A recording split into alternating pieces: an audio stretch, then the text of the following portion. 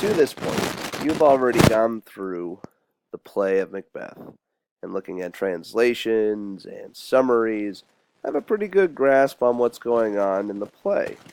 But let's dig a little deeper. Let's go into the themes of the play Macbeth. First theme is that of ambition. Weird Sisters' prophecies spur both Macbeth and Lady Macbeth to try to fulfill their ambitions. Macbeth and his wife act on their own will to fulfill their deepest desires, and the result of Macbeth's ambition is he begins to feel overwhelmed and becomes a murdering, paranoid maniac. The result of Lady Macbeth's ambition is that she is crushed ultimately by guilt and left scrubbing away at clean hands. Both Macbeth and Lady Macbeth want to be great and powerful and sacrifice their morals to achieve that goal.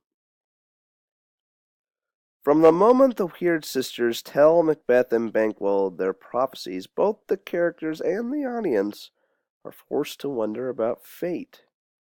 Is it real? Is action necessary to make it come to pass, or will the prophecy come true no matter what one does? Different characters answer these questions in different ways at different times, and the final answers are ambitious, as fate always is. By trying to master fate once, Macbeth puts himself in the position of having to master fate always, leading to his inevitable downfall. Ultimately, Macbeth becomes so obsessed with his fate that he becomes delusional, becomes unable to see the half-truths behind the witch's prophecies. And fate leading to violence. To call Macbeth a violent play is obviously an understatement, as we saw. In the process of all this bloodshed, Macbeth makes an important point about the nature of violence. Every violent act, even those done for selfless reasons, seems to lead inevitably to the next. As Macbeth himself says after seeing Banquo's ghost, blood will to blood, just as violence leads to violence. A vicious cycle in the weaving nature of humanity. In medieval times, it was believed that the health of a country was directly related to the goodness and moral legitimacy of its king. If the king was good and just, then the nature would have good harvests and good weather. If there was political order, then there would be natural order.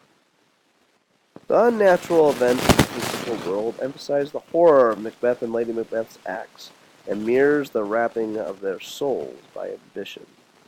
The implication is that Macbeth and Lady Macbeth, once they've given themselves to the extreme selfishness of ambition, have themselves become unnatural.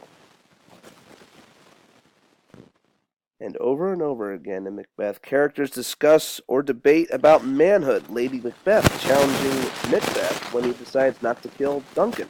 Banquo refuses to join Macbeth in his plot. Or Lady Macduff questions Macduff's decision to go to England. And on and on and on in the play.